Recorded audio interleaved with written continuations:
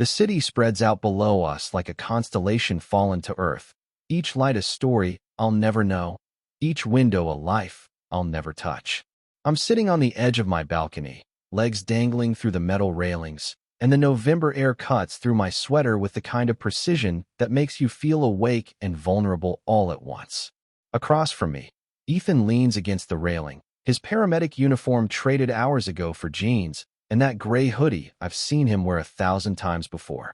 We've been here for 20 minutes now, maybe longer. Time moves differently when the world feels like it's shifting beneath your feet. The takeout containers from our dinner sit abandoned on the small table behind us, chopsticks crossed like surrender flags over half-eaten pad thai. The conversation died somewhere between my casual mention of liking someone and the question that followed. The question that's still hanging in the air between us like smoke from a fire neither of us meant to start. Is it me? 3 words. Simple syllables that should have been easy to answer, but instead they've lodged themselves in my throat like stones. I can still see the moment he asked it, the way his chopsticks froze halfway to his mouth, how his eyes went wide before narrowing into something I'd never seen before. Not quite fear, not quite hope. Something more dangerous than either. Ethan Calloway has been my best friend for 7 years. 7 years of late-night phone calls when his shifts ran long, and he needed someone to talk him down from the weight of what he'd seen. 7 years of him showing up at my door with groceries when I forgot to eat because I was lost in a darkroom, developing photographs until my fingers pruned and my eyes burned. 7 years of everyone, telling us we acted like a couple while we laughed it off with the practiced ease of people who've heard the same joke so many times it's lost all meaning. Except tonight, the joke isn't funny anymore. I watch him from the corner of my eye, noting the way his knuckles have gone white where they grip the railing. He's staring out at the city, but I know he's not really seeing it. His jaw is set in that way it gets when he's working through something difficult, when he's trying to save someone and isn't sure he has the tools for the job. Only this time, I think we might both be the patient.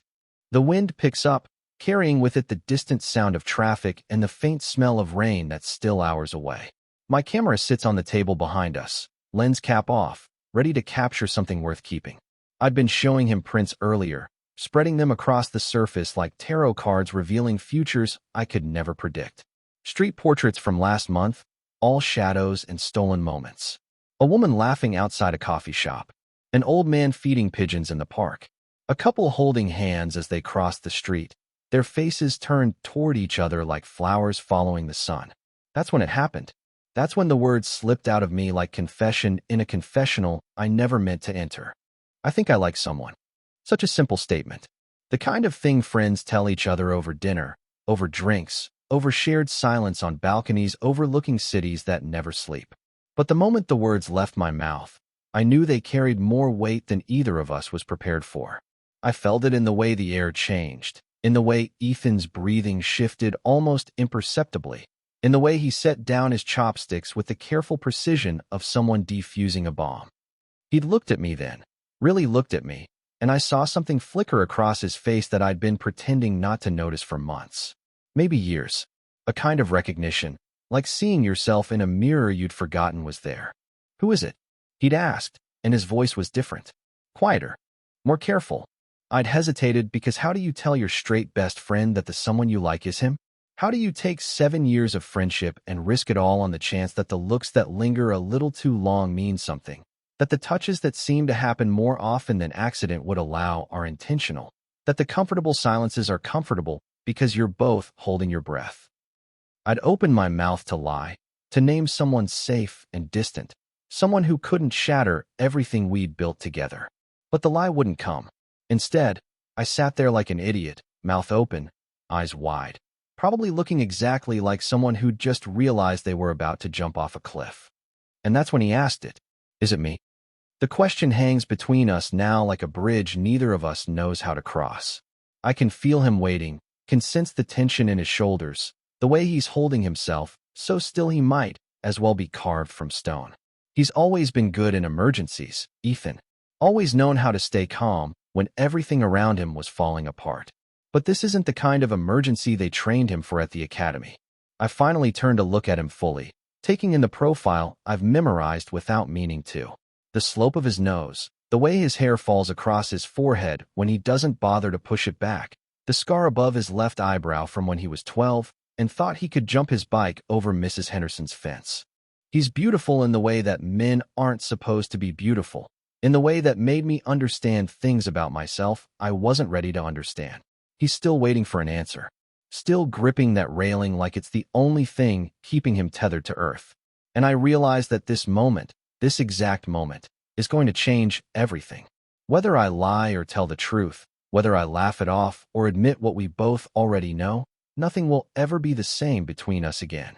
The city lights blur slightly as my eyes water, though whether it's from the wind or something else entirely, I can't say.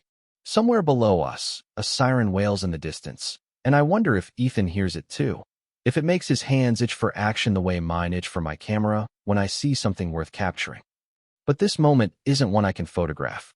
This moment exists only in the space between question and answer, between what was and what might be.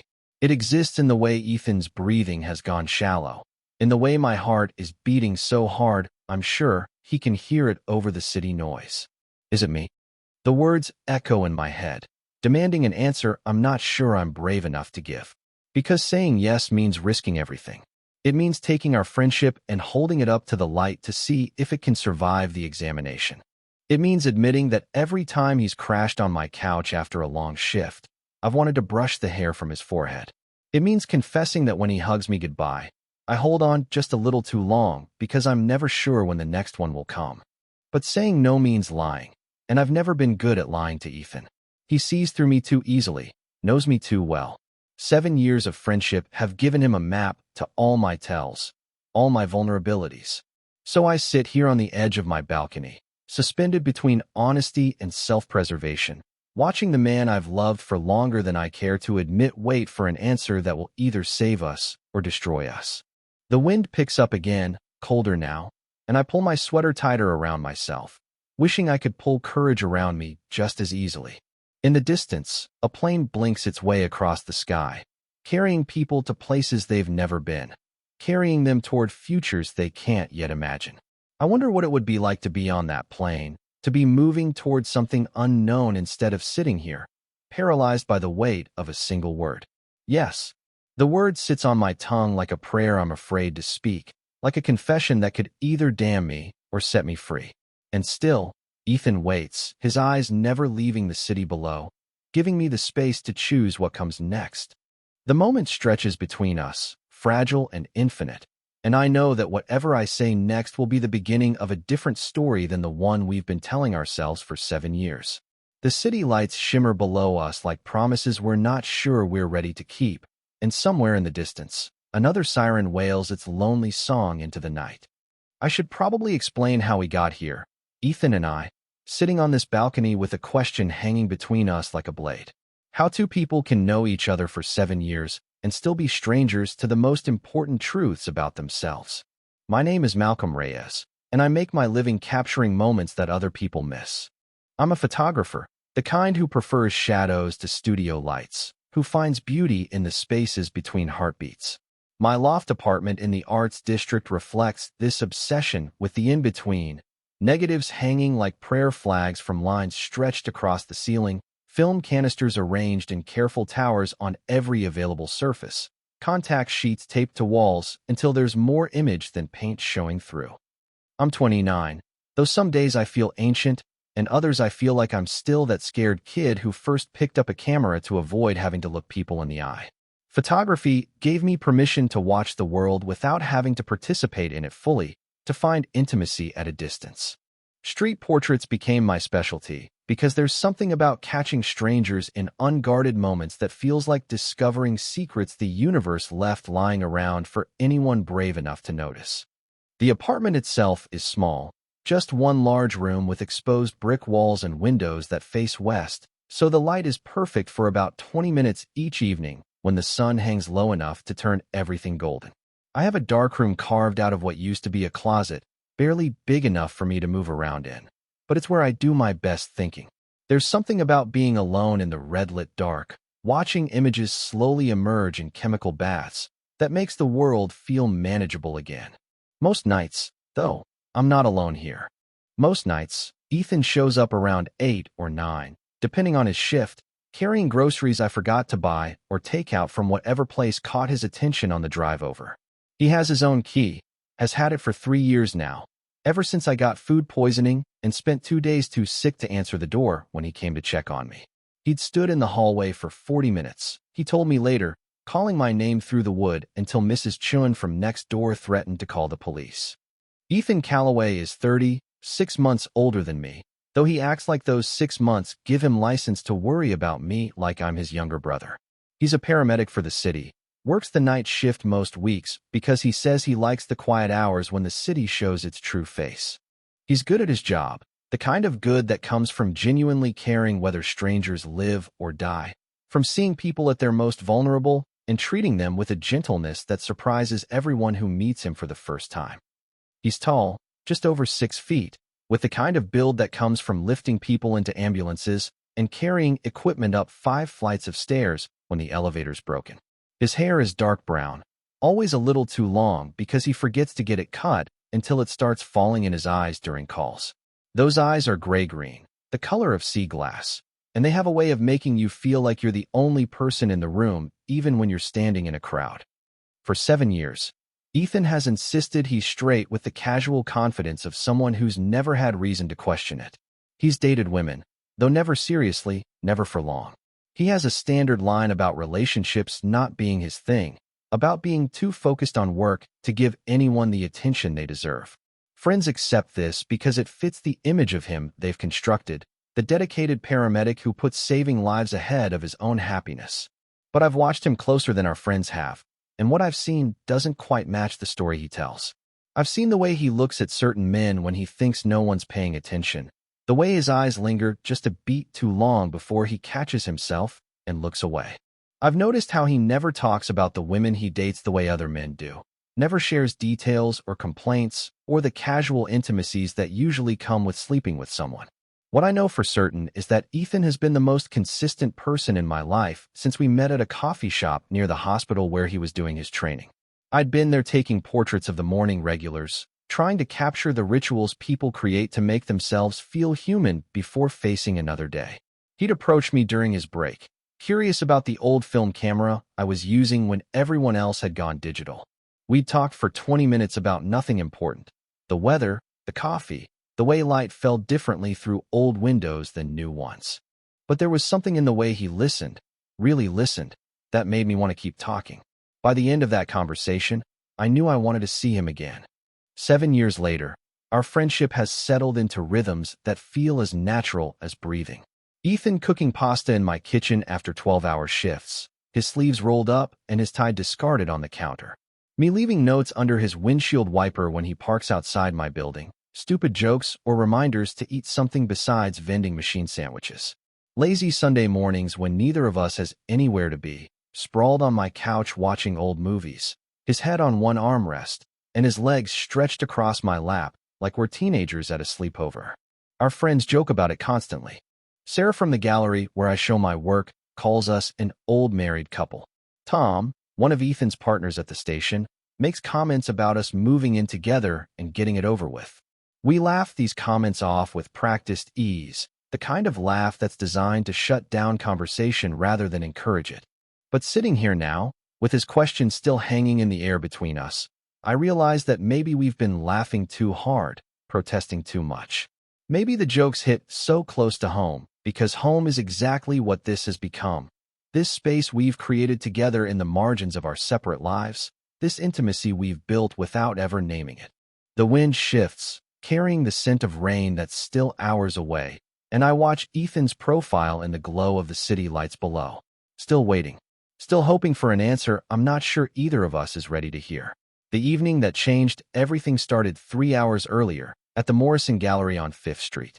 I'd been showing a series I called Unguarded, 24 street portraits taken over the past 6 months, all candid shots of people caught in moments when they thought no one was watching. A woman reading a love letter on a park bench. A man crying quietly outside a hospital. A teenager laughing so hard at something on their phone that they nearly walked into a lamppost. Ethan had shown up halfway through the opening, still in his uniform because he'd come straight from his shift. I watched him move through the small crowd, nodding politely at the other guests, but clearly searching for me. When he found me standing near the back wall, partially hidden behind a cluster of wine-sipping art enthusiasts, his face broke into that easy smile that had been undoing me for 7 years. "You clean up nice," he'd said, gesturing at my button-down shirt and the tie I'd borrowed from him months ago and never returned. "Though I have to say, seeing my tie on you is doing strange things to me." He'd said it casually, the way he said everything, but there was something in his eyes that made me look twice. A flicker of something I couldn't quite name, gone so quickly I might have imagined it. The gallery reception had been successful in the way these things usually were. A few red dots appeared next to pieces, indicating sales, and several people asked for my card.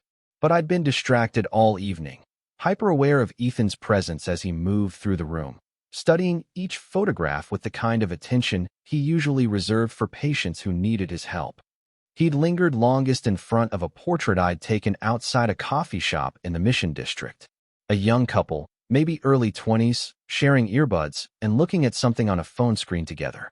Their heads were tilted toward each other, almost touching, and there was something in their posture that spoke of complete comfort, of being exactly where they belonged. "What do you see in that one?" I'd asked when I finally approached him. "Connection," he'd said without hesitation.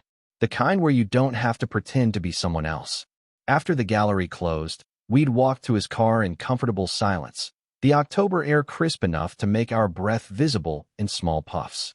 Instead of driving straight back to my apartment, he'd taken a detour through the hills, winding up narrow roads until we reached the overlook that gave us a perfect view of the city spread out below. We'd sat on the hood of his car for a while, sharing a thermos of coffee he kept in his emergency kit, watching the lights come alive as darkness settled over everything. The conversation had meandered the way it always did when we had nowhere to be. His shift that day, a difficult call involving a car accident, and a family that reminded him why he'd chosen this job in the first place. My plans for the next series, maybe something about the way people looked when they were waiting for something important to happen. The wine from the gallery had left me feeling loose, unguarded in a way that usually made me nervous, but tonight felt like permission. When he asked about my next project, I found myself talking about love instead, how hard it was to photograph, how the best images of it were always the ones people didn't pose for. That's when it happened. That's when the words slipped out of me like a confession I hadn't meant to make. "I think I like someone," I'd said, the statement hanging in the cool air between us like smoke from a cigarette neither of us was smoking. The change in him was immediate. I felt his body tense beside me on the hood of the car, felt the shift in his breathing even though he tried to hide it. When I glanced over, he was staring out at the city lights, his jaw set in that way it got when he was working through something difficult. "Yeah?"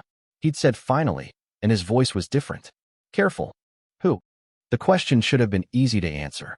I could have named anyone, Sarah from the gallery, who'd been flirting with me all evening, or the barista at the coffee shop near my apartment who always drew little hearts in my phone. I could have invented someone entirely, spun a story about meeting someone online, or at a bookstore, or in line at the grocery store. But sitting there in the darkness with the city lights painting everything in shades of gold and amber, with Ethan so close I could smell his cologne and the faint antiseptic scent that always clung to his uniform, I found myself unable to lie. The truth sat on my tongue like a stone I couldn't swallow, couldn't spit out. I'd opened my mouth to say something, anything, but no words came. Instead, I sat there looking like exactly what I was, someone who'd just realized they were about to jump off a cliff without checking to see if there was water below. The silence stretched between us, growing heavier with each passing second. I could feel Ethan waiting, could sense him turning toward me even though I couldn't bring myself to look at him. The city lights blurred slightly as my eyes watered, whether from the wind or something else entirely. When he finally spoke, his voice was so quiet I almost missed it over the distant hum of traffic below. "Is it me?" 3 words that changed everything. 3 words that took 7 years of careful friendship and turned it inside out, exposing all the tender places we'd been protecting without even realizing it. I'd looked at him then, really looked at him, and saw something in his face I'd never seen before. Not quite fear, not quite hope. Something more vulnerable than either, something that made my chest ache with the possibility of it. The question hung between us like a bridge neither of us knew how to cross. I could see him bracing himself for impact, could see the way his hands had gone white where they gripped the edge of the car hood. This was Ethan, who stayed calm during emergencies, who talked people through the worst moments of their lives with steady hands and a voice that never wavered. But this wasn't the kind of emergency they'd trained him for. So here we are now, back on my balcony with takeout containers growing cold behind us, and that question still waiting for an answer. The city stretches out below us like a map of all the places we could go from here, all the directions this conversation could take us. And I realize, sitting in this moment that feels suspended outside of time, that everything depends on what I say next. Not just our friendship, but who we get to be, who we get to become. The weight of it should terrify me. Instead, for the first time all evening, I think I might finally be ready to tell the truth. The lie comes out of me like a reflex, like pulling your hand away from something hot before your brain has time to process the danger. It's someone from work, I hear myself saying, the words tasting like ash in my mouth. You don't know them. Even as I speak, I can see the way Ethan's face changes, the way something closes off behind his eyes like a door being quietly shut. He nods once, sharp and final, then slides off the car hood with movements that are too controlled, too careful. We should head back, he says, and his voice is different now. Distant. Professional. The voice he uses with patients' families when he has to deliver news no one wants to hear. The drive back to my apartment passes in silence that feels nothing like the comfortable quiet we usually share. This silence has weight to it, has edges that cut. I watch the city lights blur past the passenger window and know that something fundamental has shifted between us, that we've crossed a line we can't uncross even though neither of us is quite sure what that line was. But I'm wrong about not being able to go back. Over the next few days, it becomes clear that while we can't return to exactly what we were before, we can find a new rhythm, a different way of being Ethan and Malcolm. Except this new version feels like walking across a floor where all the boards creak, where every step requires careful consideration. The first sign comes on Thursday, 2 days after the balcony conversation. Ethan shows up at my apartment after his shift like he always does, but instead of letting himself in with his key, he knocks.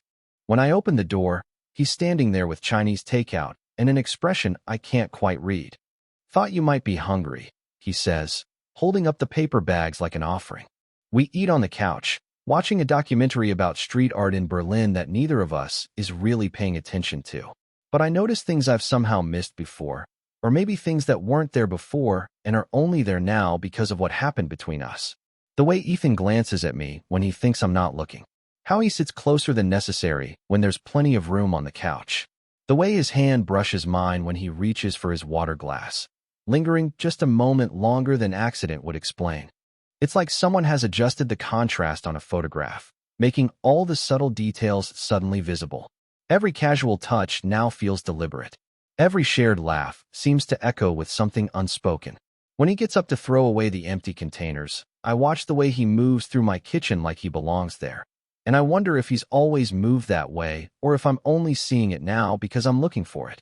On Saturday, I'm in my darkroom developing the photographs from the gallery opening when I hear his key in the lock. I emerge squinting into the late afternoon light to find him sitting at my kitchen table, still in his uniform, head in his hands. "Rough shift?" I ask, and he looks up at me with eyes that are more tired than usual. "3-car accident on the highway," he says. "Kid about your age didn't make it. His parents were." He trails off, shaking his head. Some days I wonder why I do this job. It's a conversation we've had before, the weight of what he sees, what he carries. Usually, I make tea and we sit together until the darkness lifts from his shoulders.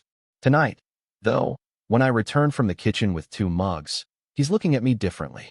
Not tired anymore, but something else. Something that makes my pulse quicken. "You had chemicals on your hands," he says when I set his mug down. "Your fingers are stained." I look down at my hands, at the telltale dark smudges around my fingernails that come from hours in the red-lit dark. Before I can respond, he reaches out and takes my left hand in both of his, turning it palm up to examine the stains. "You should be more careful," he says quietly, his thumb tracing across my palm. "These chemicals aren't good for you." His touch is gentle, the same gentleness he uses with patience, but there's something else in it now. Something that makes me hyper-aware of every point where his skin contacts mine. When he looks up at me, His eyes are gray-green sea glass catching light, and for a moment I think he might say something important.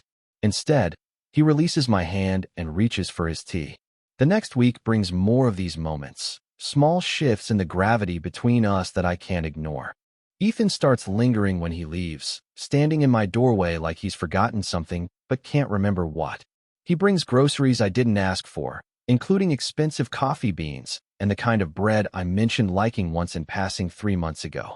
When we watch movies, he sits close enough that I can feel the warmth radiating from his body, can smell his soap and the faint antiseptic scent that clings to him even hours after his shift ends. But along with these new intimacies comes a different kind of distance. He stops mentioning women entirely. No more casual references to dates or the nurse at the hospital who's been asking him out. When Sarah from the gallery calls and flirts with me while he's in the room, he goes quiet, excusing himself to the bathroom or suddenly finding something urgent to do in the kitchen. One evening, while we're cooking dinner together, I accidentally cut my finger on a paring knife. It's nothing serious, just a shallow slice across my knuckle, but Ethan's reaction is immediate and intense. He drops the onion he's chopping and crosses to me in 2 quick steps, taking my hand in his with a focus that feels disproportionate to the injury. "Let me see," he says, his voice dropping to the tone he uses in the ambulance, professional and calm. But his hands are trembling slightly as he examines the cut. As he runs cold water over it and reaches for the first aid kit he insisted I keep in my kitchen. As he bandages my finger with careful precision, I watch his face, noting the concentration there, the way his brow furrows as he works. When he's finished, he doesn't let go of my hand immediately. Instead, he holds it between both of his thumb brushing gently over the bandage. "You need to be more careful," he says again, but this time there's something in his voice that has nothing to do with kitchen safety and everything to do with the question he asked me on that overlook, the question I still haven't answered honestly. "I will, I promise," and when he finally releases my hand, I can still feel the ghost of his touch long after he's gone back to chopping onions. Later that night, after he's gone home, I sit in my darkroom looking at the photographs I've been avoiding, the ones from the gallery opening, including several I took of Ethan when he wasn't paying attention. In the red light, studying his captured face, I finally understand what's happening between us. We're both falling, have been falling for longer than either of us wants to admit. The only question now is whether we'll catch each other or hit the ground. The breaking point comes on a Tuesday night in November, 3 weeks after the question that changed everything between us. Ethan shows up at my door at 11:30, still in his uniform, looking like he's been awake for days. Which, knowing his schedule, he probably has been. I'm in my pajamas, editing photographs on my laptop at the kitchen table, when I hear his key in the lock. The sound has become so familiar over the years that I barely register it anymore. But tonight something's different. He moves through my apartment more slowly than usual, his footsteps heavier, like he's carrying weight that has nothing to do with his equipment bag. When he finally appears in the kitchen doorway, I look up from my screen and feel my chest tighten at what I see. His face is drawn, exhausted in a way that goes deeper than physical tiredness. There are shadows under his eyes that speak of the kind of shift that haunts you long after you've clocked out. "Bad night?" I ask, closing my laptop and giving him my full attention. He doesn't answer immediately. Instead, he drops his bag by the door and walks to my kitchen counter, gripping the edge with both hands like he's trying to anchor himself to something solid. For a long moment, he just stands there breathing, and I can see the tension in his shoulders, the way he's holding himself together through sheer will. "We lost someone tonight," he finally says, his voice barely above a whisper. "Kid, maybe 22. Motorcycle accident. He was conscious when we got there, asking about his girlfriend. Wanted to know if she was okay." I wait, understanding that sometimes Ethan needs to let these stories out before they eat him alive from the inside. It's part of what makes him good at his job, this ability to care deeply about strangers, but it's also what destroys him some nights. "She was fine," he continues. "Minor cuts, already at the hospital getting stitched up." But he trails off, shaking his head. I kept thinking about how he was more worried about her than himself, even at the end. The silence that follows is heavy with grief and something else I can't quite identify. I stand up from the table, intending to make tea the way I always do on nights like this, but Ethan stops me with a look. Malcolm, he says, and there's something in the way he says my name that makes me freeze halfway to the stove. I keep thinking about that night. About what you said. My heart starts beating faster, a rhythm I can feel in my throat. We haven't talked about the balcony conversation since it happened, haven't acknowledged the lie I told or the question that started it all. Instead, we've existed in this strange liminal space, dancing around each other with increasing intimacy while pretending nothing has changed. What about it? I ask, though I know exactly what he means. He turns to face me fully, and I can see something shifting in his expression, like he's making a decision that scares him. His hands are still gripping the counter behind him, knuckles white with tension. You said you like someone from work, he says. But you don't work with anyone. You work alone. The words hit me like cold water. Of course he knows this. He's been in my life for 7 years, has heard me complain countless times about the isolation of freelance photography, about how sometimes I go days without talking to anyone but him. The lie was so obvious, so transparent, that I'm amazed it took him this long to call me on it. Ethan, I start, but he holds up a hand to stop me. I don't know what's happening to me, he says, and his voice cracks slightly on the words. I keep thinking about that night. About what you said. About the way you looked when I asked if it was me. I want to say something, to fill the silence that's stretching between us, but my throat feels like it's closing. This is the conversation I've been both dreading and longing for since that night on the balcony. For weeks now, I've been watching you differently, he continues. Noticing things I pretended not to see before. The way you look at me sometimes when you think I'm not paying attention. The way you hold on just a little too long when we hug goodbye. The way you light up when I walk through that door like I'm the best part of your day. Each observation feels like being seen through a magnifying glass. Every hidden feeling exposed and cataloged. I realize I've been holding my breath and force myself to exhale slowly. And I keep thinking about how that makes me feel, he says, pushing off from the counter and taking a step toward me. How it's always made me feel, even when I didn't understand what it was. The space between us suddenly feels charged, electric in a way that makes the air hard to breathe. Ethan takes another step, and now he's close enough that I can see the exhaustion in his eyes, the vulnerability that comes from working a job that strips away all your defenses. I don't know what that means for me, he says quietly. I don't know what it says about who I am or who I've been pretending to be. But I know I don't want to lose you. I know that watching you pull away from me these past few weeks has been worse than any call I've ever worked. The confession hangs between us like a bridge I'm afraid to cross. For 7 years, I've wondered what it would feel like to hear him say something like this, to have him acknowledge what's been building between us. Now that it's happening, I feel paralyzed by the weight of it. It was you, I finally managed to say, the words coming out hoarse and barely audible. It's always been you. He closes his eyes at my admission, and I watch something like relief wash over his face. When he opens them again, they're bright with unshed tears. I was hoping, he whispers. God, I was hoping you'd say that. The distance between us disappears as he reaches for me, his hands framing my face with a gentleness that's entirely at odds with the intensity in his eyes. For a moment, we just look at each other, 7 years of careful friendship balanced on the edge of something entirely different. I'm scared, he admits, his thumbs brushing across my cheekbones. I'm scared of what this means, of what people will think, of how different everything's going to be. I cover his hands with mine, feeling the slight tremor in his fingers, the way he's fighting between pulling closer and pulling away. I'm scared too, I tell him, but I'm more scared of pretending this isn't happening. Something shifts in his expression at my words, a decision being made in real time. The careful distance he's been maintaining finally collapses, and suddenly we're not just Ethan and Malcolm anymore. We're something new, something that's been waiting 7 years to be born. The city lights outside my windows blur as he leans closer, and I realize that everything I thought I knew about my life is about to change. The question he asked on that balcony finally has its answer, and we're both about to find out what comes next. The weeks that follow our confession feel like living in a house where all the furniture has been rearranged in the dark. Everything looks familiar, but nothing is quite where you expect it to be. Ethan doesn't kiss me that night. Instead, after our admissions hang in the air between us like promises we're not sure we're ready to keep, he pulls me into a hug that lasts longer than any we've shared before.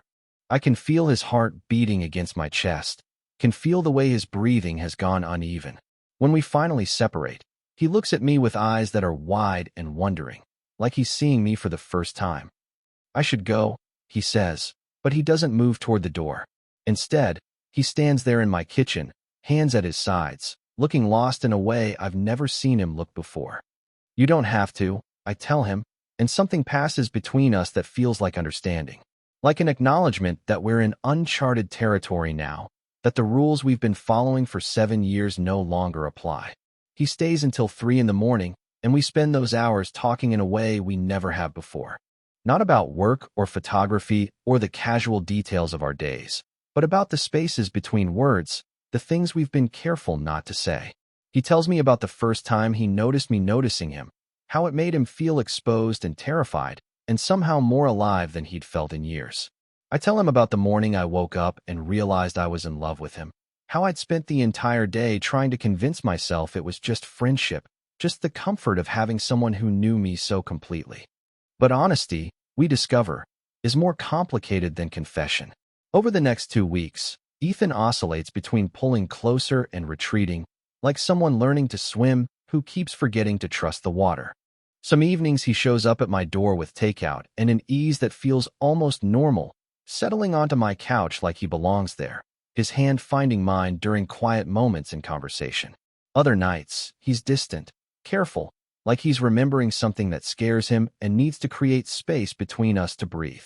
I try to give him room for this uncertainty, understanding that what we're doing is rewriting the story he's told himself about who he is for 30 years. But the inconsistency wears on me in ways I don't expect. I find myself analyzing every interaction, looking for signs of retreat, bracing for the conversation where he tells me this was all a mistake. The breaking point comes on a Thursday evening in December. Ethan has been distant for 3 days, responding to my texts with single words, showing up late when he comes over at all. When he finally appears at my door, he looks exhausted, but not from work. This is the exhaustion that comes from fighting with yourself, from trying to force feelings into shapes they don't want to take. We order pizza and eat it mostly in silence, the easy conversation that usually flows between us replaced by something stilted and careful. When I ask about his day, he gives me the abbreviated version, the one he might give a casual acquaintance. When he asks about mine, I can hear that he's asking out of politeness rather than genuine interest. Finally, I can't take it anymore. I can't do this, I say, setting down my slice and looking at him directly. I can't pretend everything's normal when it's not. I can't walk on eggshells in my own apartment, wondering if tonight's the night you decide this is too complicated and disappear. He stops chewing, his eyes going wide like I've said something he wasn't expecting. I'm not going anywhere, he says, but there's something in his voice that sounds like he's trying to convince himself as much as me. Yes, you are, I tell him. Maybe not physically, but you're already halfway gone. You show up here and you're present for an hour, maybe 2, and then you remember that you're supposed to be straight and you shut down. I watch it happen every time. The words come out harsher than I intended, but I'm tired of managing his fear, tired of making myself smaller so he can figure out how to be comfortable with what we are. That's not fair, he says, standing up from the couch like he needs the distance. You don't understand what this is like for me. Then tell me, I say, standing too, and suddenly we're facing each other across my living room like we're about to have a fight we've both been avoiding. Help me understand. Because right now it feels like you want to love me, but only when no one's looking, only when it's convenient, only when you don't have to think too hard about what it means. His face goes pale at my words, and I can see something crumble behind his eyes. For a moment, I think he might walk out, might decide this is exactly the kind of complication he doesn't need in his life. Instead, he crosses the room in 3 quick steps and stops directly in front of me, close enough that I can see the gold flecks in his gray-green eyes, close enough that I can feel the heat radiating from his body. You're right, he says, his voice rough with something that might be anger or might be desperation. I am scared. I'm scared because I've never felt like this about anyone, let alone another man. I'm scared because I don't know how to do this, how to be this. I'm scared because loving you means admitting that everything I thought I knew about myself was wrong. The admission hangs between us like a confession in a confessional, raw and unguarded and true. But I'm more scared of losing you, he continues, his hands coming up to frame my face the way they did that night in the kitchen. I'm more scared of being a coward than I am of being different. There's something in his expression that I've never seen before, a kind of resolve that looks like it's costing him everything to maintain. His jaw is tight, his breathing shallow, and I can see the exact moment he makes the decision to stop running from what we are. "You don't have to love me back," he says, echoing words I said to him weeks ago. "I just needed to be honest. But don't string me along because you're scared." The irony of him throwing my own words back at me makes me want to laugh. But there's nothing funny about the way he's looking at me, nothing humorous about the vulnerability written across his face. "I'm not scared of you," I tell him, covering his hands with mine. "I'm scared of how right this feels." Something shifts in his expression at my words, fear giving way to something that looks like wonder. The careful distance he's been maintaining finally collapses completely, and when he leans in to kiss me, there's nothing tentative about it, nothing uncertain. His mouth finds mine with 7 years of wanting behind it, with the weight of every almost moment, every careful not touching, every word we've held back. It's desperate and gentle and completely overwhelming. And when we finally break apart, we're both breathing like we've been running. For the first time since that night on the balcony, Ethan looks at me without any reservation, without any part of himself held in careful reserve. What I see in his face is recognition, like he's finally found something he didn't know he was looking for. "Yeah," he whispers against my forehead, his arms tightening around me. "It was me too." 3 months later, on a Saturday morning in March, I wake up to the sound of Ethan humming in my kitchen. It's a sound that's become as familiar as my own heartbeat, as natural as the light that streams through my west-facing windows. I lie in bed for a moment, eyes still closed, listening to the quiet domestic symphony of him making coffee, the soft clink of mugs against countertops, the gentle scrape of a spoon against ceramic. This is what happiness sounds like, I think. This ordinary magic of another person moving through your space like they belong there, like they've always belonged there. When I finally emerge from the bedroom, still in pajama pants and the t-shirt I stole from him weeks ago, I find Ethan standing at the stove making pancakes. He's wearing jeans and nothing else, his hair still messy from sleep, and there's something about the casual intimacy of the scene that makes my chest ache with gratitude. 6 months ago, I couldn't have imagined this. Ethan in my kitchen on a Saturday morning, comfortable in his own skin, in our skin, making breakfast like it's the most natural thing in the world. "Morning," he says without turning around, but I can hear the smile in his voice. "Coffee's ready." I pour myself a cup and lean against the counter, watching him flip pancakes with the same careful precision he brings to everything. There's an ease to his movements now that wasn't there in those first uncertain weeks, a settledness that speaks of decisions made and accepted. The changes didn't happen overnight. For a while after that first kiss, we existed in a strange twilight space between friendship and something more, learning how to be together in this new way. Ethan would stay some nights, curled against me on the couch during movies, his head on my shoulder like it had always belonged there. Other mornings he would leave early, citing work or errands, still needing space to process what we were becoming. But gradually, so gradually I almost didn't notice it happening, the space between his fear and his acceptance began to close.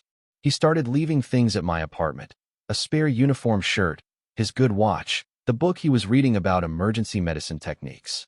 Small claims on my space that felt like promises he wasn't quite ready to voice.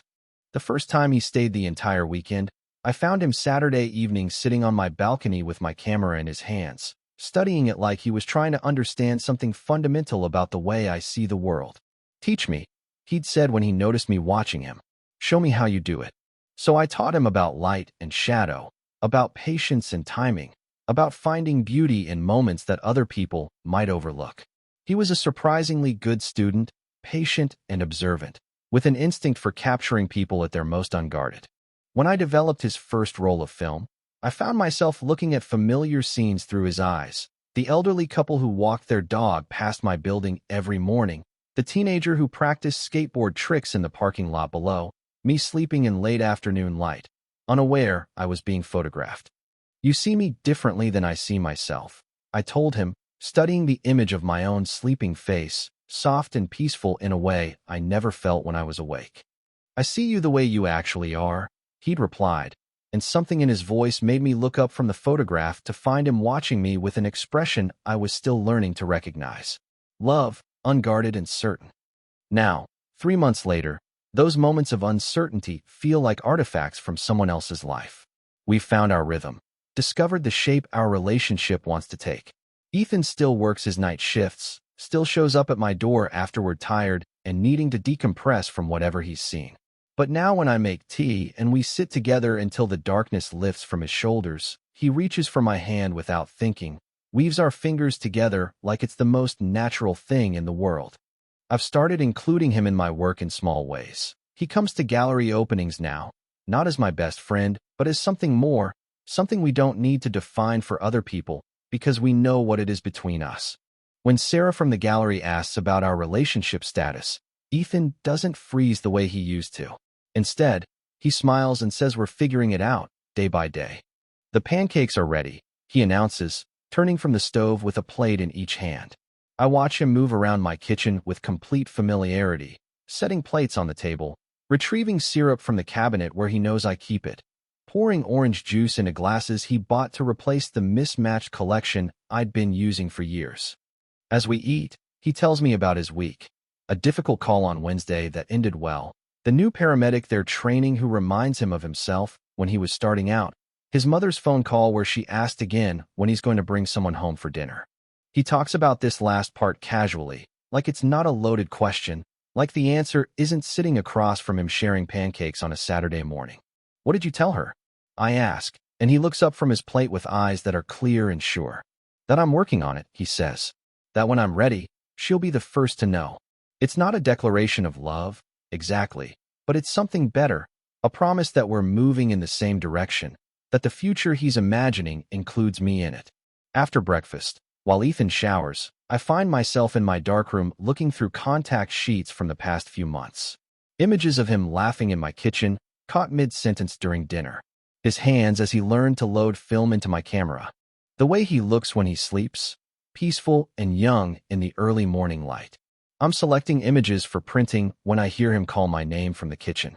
When I emerge, squinting in the bright light, I find him standing by the window with my camera in his hands, pointing it at me with a grin that's part mischief, part tenderness. The shutter clicks before I can protest, capturing me in the doorway of my darkroom, eyes wide, and probably looking ridiculous in the harsh transition from red light to white. But when he lowers the camera, the look on his face tells me he's seen something worth keeping. Got you, he says, and there's something in his voice that makes me understand he's not just talking about the photograph. As he steps closer, wrapping his arms around me from behind, I lean back against his chest and look out at the city beyond my windows. The same view I've had for years, but everything looks different now. Brighter somehow, more full of possibility. Yeah, I tell him, covering his hands with mine where they rest against my stomach. You got me. The words hang in the air between us like a promise, like the answer to a question that took us 7 years to ask. Outside, the city moves at its usual pace, full of people finding each other and losing each other and finding each other again. But in this moment, in this kitchen full of morning light and the quiet certainty of love that's finally learned to speak its name, we are exactly where we belong. It was me too, he whispers against my hair, and I close my eyes, letting the words settle into the space where fear used to live, where doubt used to make its home. Now there's only this quiet revolution of two people who finally stopped being afraid of what they might find if they looked too closely at their own hearts. The camera sits on the counter between us, loaded with images we haven't developed yet. But I already know what they'll show, two people learning to love each other without apology, without reservation, without the careful distance we used to think was necessary. Just two people, finally home.